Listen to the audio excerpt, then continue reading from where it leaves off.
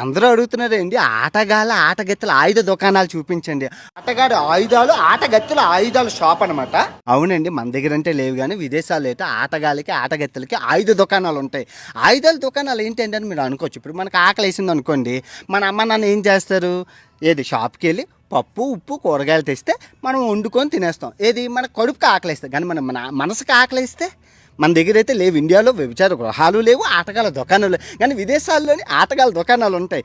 దుకాణంకి వెళ్తాము అంటే వ్యభిచార గృహాలు కాదు, ఆటగాళ్ళ దుకాణం అంటే శృంగార దుకాణాలు. అక్కడ ఏంటి అమ్ముతారంటే ప్లాస్టిక్ అవి వాళ్ళు అమ్ముతారు, అబ్బాయిలకి అమ్మాయిలకి. అమ్మాయిలకి ఏది లింగాలు, అమ్మాయిలకి లింగాలు, క్రీములు, తర్వాత అబ్బాయిలకి ప్లాస్టిక్ అవయవాలు గట్టా అమ్ముతారు. అయినా సేఫ్ సైడు పద్ధతి. తర్వాత పెళ్ళైన కొత్త జంటలకి ఎలా ఆటలాడుకోవాలి అన్ని లెసన్లు, తర్వాత చాలా వెరైటీగా ఉంటుంది అబ్బా. అది నేను ఇందులో చూపించను కానీ యూట్యూబ్లో చూపిస్తాను, పూర్తిగా చూడండి, చాలా బాగుంటుంది. ఇప్పుడు ఏమండి, మన కడుపుకి ఆకలిస్తే మనం తీర్చేసుకుంటున్నాం, అదే మనసుకి ఆకలిస్తే అలాగా. ఇప్పుడు మొగుడు సచ్చిన ఇదేంటి వీళ్ళు ఉంటారు, తర్వాత పెళ్ళం సచ్చిన వాళ్ళు ఉంటారు, వాళ్ళందరికీ అలాగా.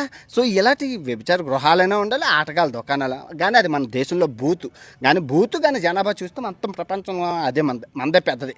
పోనీ అదంతా లేని విదేశాల్లో ఏదో ఉందో చూపిస్తున్నాను, చెప్తున్నాను. నాది వంట ఎనీథింగ్.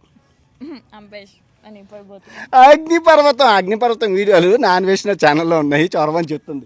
అగ్నిపర్వతం దగ్గర ఉన్నాం ఇప్పుడు మేము. Thank you.